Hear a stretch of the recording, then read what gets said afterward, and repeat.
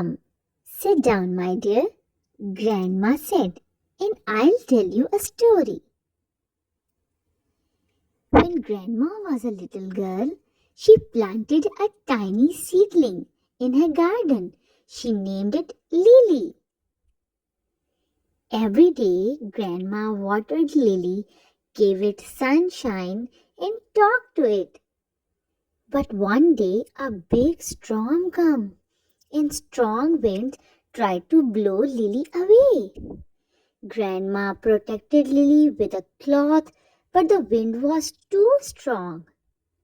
Lily fell down, and Grandma thought it might not survive. But Grandma did not give up. She gently picked up Lily, planted it again, and took extra care of it. Days passed, and Lily grew stronger. It began to bloom beautiful flowers.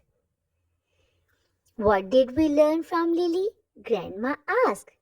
We learned to take care of things, be patient, and never give up.